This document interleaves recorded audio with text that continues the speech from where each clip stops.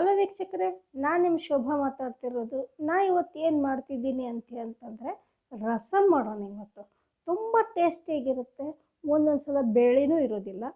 ಈ ರೀತಿ ಇರುವಾಗ ನಾವು ಯಾವ ರಸಮ್ ಮಾಡಬೇಕು, ಒಟ್ಟು ದ್ರವ ರೂಪದ ಆಹಾರ ಬೇಕು ನಮಗೆ. ಸಾಂಬಾರು ಅಂತನದು ಏನು ಬೇಕೋ ಸಾಂಬಾರು ಇರೋಂಗಿಲ್ಲ. ಆಗ ನಾವು ಏನು ಮಾಡ್ಬೋದು, ರಸಮನ್ನು ಮಾಡೋಣ. ಹಾಗಾದರೆ ಇದನ್ನು ಮಾಡುವಂಥ ಇಂಗ್ರೀಡಿಯೆಂಟ್ಸ್ ಏನೇನು ಬೇಕು ಅಂತಂದರೆ, ಮೊದಲಿಗೆ ನಾನು ಟೊಮ್ಯಾಟೊ, ಈರುಳ್ಳಿ, ಲವಂಗ, ಮೆಣಸು, ಬೆಳ್ಳುಳ್ಳಿ, ಒಂದೆರಡು ಬೆಳ್ಳುಳ್ಳಿಗಳನ್ನು ನಾನು ಏನು ಮಾಡಿದ್ದೀನಿ ಅಂತಂದರೆ ಕುಕ್ಕರ್ನಲ್ಲಿ ಹಾಕ್ಕೊಂಡು ಬೇಯಿಸ್ಕೊಂಡಿದ್ದೀನಿ.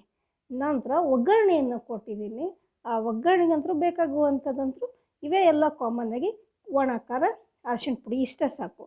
ಮತ್ತು ಹೆಚ್ಚಿಗೆ ಅವಶ್ಯಕತೆ ಇಲ್ಲ. ಜೊತೆಗೆ ನೀವು ಕರಿಬೇವು ಇತ್ತು ಅಂತಂದರೆ ಹಾಕ್ಬಹುದು, ಇಲ್ಲಾಂದ್ರೆ ಇಲ್ಲ. ಒಗ್ಗರಣೆಯನ್ನು ಹಾಕ್ಕೋಬಹುದು. ಜೊತೆಗೆ ಕೊತ್ತಂಬರಿ ಸೊಪ್ಪನ್ನು ಕೂಡ ನೀವು ಹಾಕ್ಕೋಬಹುದು ಲಾಸ್ಟಿಗೆ. ಸೊ ಈ ರೀತಿ ಮಾಡೋದ್ರಿಂದ ನಿಮ್ಗೆ ಏನಕ್ಕೈತೆ, ಚಳಿಗಾಲದಲ್ಲಿ ಹೆಚ್ಚಾಗಿ ಕೆಮ್ಮು, ನೆಗಡಿ, ಜ್ವರ ಬರಬಾರ್ದು ಅಂತ ತಿಳ್ಕೊಂಡು ನಾವು ರಸಮನ್ನು ಮಾಡೋಣ. ಓಕೆ, ಹಾಗಾದರೆ ಮಾಡುವ ವಿಧಾನಗಳು ಏನೇನು ಅಂಥೇಳಿ ನಾವೀಗ ನೋಡೋಣ. ನಾನು ಆಲ್ರೆಡಿ ಒಗ್ಗರಣೆ ಹಾಕ್ಕೊಂಡು ಇಟ್ಕೊಂಡಿದ್ದೇನೆ. ಜಸ್ಟ್ ಅದನ್ನು ನಿಮಗೆ ತೋರಿಸ್ತಾ ಇರೋದು. ಎಲ್ಲ ಕುಕ್ಕರಲ್ಲಿ ಕೂದಿಸಿದ್ದನ್ನು ರೆಡಿ ಮಾಡಿದ್ದನ್ನು ತೋರಿಸಿದ್ದೀನಿ. ದಯವಿಟ್ಟು ಮನೆಯಲ್ಲಿ ಟ್ರೈ ಮಾಡಿರಿ, ಶೇರ್ ಮಾಡಿರಿ, ಸಬ್ಸ್ಕ್ರೈಬ್ ಮಾಡಿ ನಿಮ್ಮ ಫ್ರೆಂಡ್ಸ್ಗೆ ಅಂತ ತಿಳ್ಕೊಂಡು ನಾನು ಕೇಳ್ತಾ ಇದ್ದೀನಿ. Okay, let's move. ರಸಮ್ ಸಾರು ಹೆಂಗೆ ಮಾಡೋದು ಅಂತ ಹೇಳ್ಕೊಡೋಣ. ಒಂದೊಂದು ವೇಳೆಯಲ್ಲಿ ನಮಗೆ ಏನೂ ಇರೋದಿಲ್ಲ, ಅಂದರೆ ಬೇಳೆ ಇರೋದಿಲ್ಲ, ಬರೀ ಟಮಾಟೆ, ಉಳ್ಳಾಗಡ್ಡೆ ಇರ್ತವೆ. ಅದಕ್ಕೆ ಬೇಕಾಗುವಂಥ ಇಂಗ್ರೀಡಿಯೆಂಟ್ಸ್ ಏನೇನು? ಒಣ ಖಾರ ಬೇಕು, ಅರಿಶಿಣ ಪುಡಿ ಬೇಕು, ಲವಂಗ, ಕ್ಲೋವ್, ದೆನ್ ಪೆಪ್ಪರ್ ಬೇಕು, ದೆನ್ ಬೆಳ್ಳುಳ್ಳಿ, ಜಿಂಜರ್ ಬೇಕು, ಗಾರ್ಲಿಕ್ನೂ ಬೇಕು. ಇವು ಗಾರ್ಲಿಕ್ ಅಂತ ಹೇಳ್ತೀವಿ. ದೆನ್ ಕರಿಬೇವು, ಓಕೆ.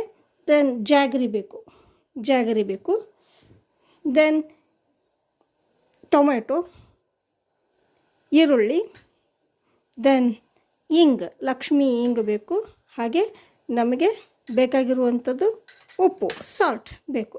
ಇವುಗಳನ್ನು ಮೊದಲು ನಾನು ಏನು ಮಾಡ್ಕೊಂಡಿದ್ದೀನಿ ಅಂದರೆ ಸಣ್ಣದಾಗಿ ತುಂಡು ಮಾಡಿಕೊಂಡು, ಜೊತೆಗೆ ಲವಂಗ, ಮೆಣಸನ್ನು ಸಹಿತ ನಾನು ಏನು ಮಾಡ್ಕೊಂಡಿದ್ದೀನಿ ಅಂದರೆ ಪುಡಿ ಮಾಡಿಕೊಂಡು ಇವುಗಳನ್ನ ಹೆಚ್ಕೊಂಡಿದ್ದೀನಿ, ಪುಡಿ ಮಾಡ್ಕೊಂಡಿದ್ದೀನಿ.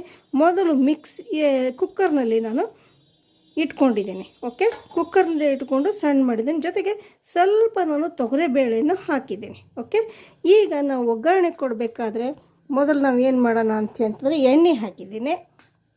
ಜೊತೆಗೆ ಕರಿಬೇವು, ಬೆಳ್ಳುಳ್ಳಿ ಇವುಗಳನ್ನು ಹಾಕಿದ್ದೇನೆ.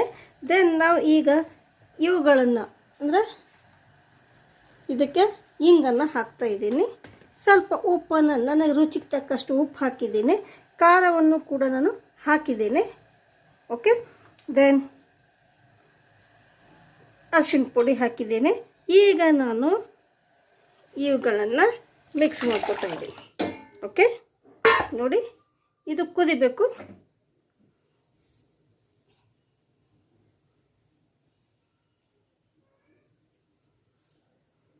ನಿಮಗೆ ಬೇಕಾದಷ್ಟು ನೀರನ್ನು ಸಹಿತ ಇಲ್ಲಿ ಹಾಕ್ಕೋಬಹುದು.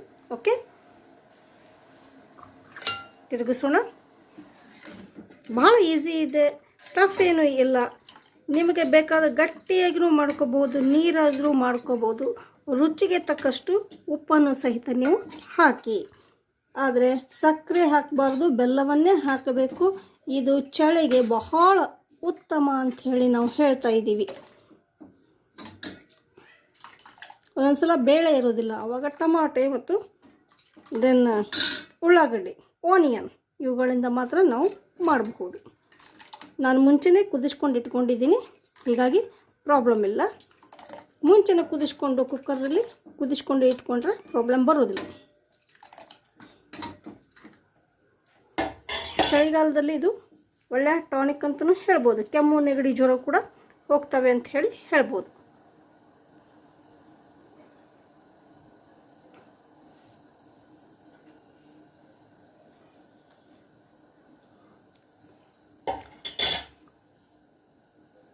ಸ್ವಲ್ಪ ಉಪ್ಪು ಕಡಿಮೆಯಾಗಿದೆ, ಉಪ್ಪು ಹಾಕೋಣ.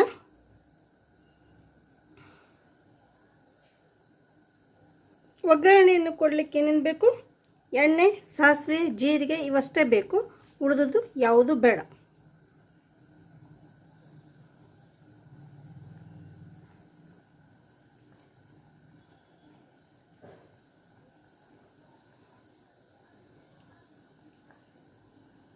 ಹಾಗೆ ಸ್ವಲ್ಪ ಬೆಲ್ಲವನ್ನು ನಾವು ಹಾಕೋಣ. ನೋಡಿ, ನಾನು ಬೆಲ್ಲವನ್ನು ಹಾಕ್ತಾಯಿದ್ದೀನಿ. ಸ್ವಲ್ಪ ಬೆಲ್ಲ ಸಾಕು. ನೋಡೋಣ.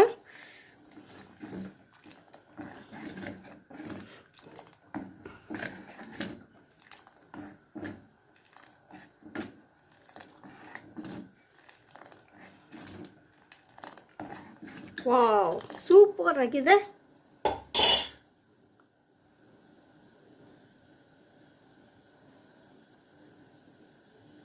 ನೋಡಿದ್ರಲ್ಲ ವೀಕ್ಷಕರೇ, ಇದು ನಮ್ಮ ರಸಮ್ ಅಂತ ಹೇಳೋಣ. ನಿಮ್ಗೆ ಲೈಕ್ ಆದರೆ ಶೇರ್ ಮಾಡಿರಿ, ಸಬ್ಸ್ಕ್ರೈಬ್ ಮಾಡಿರಿ. Thank you very much.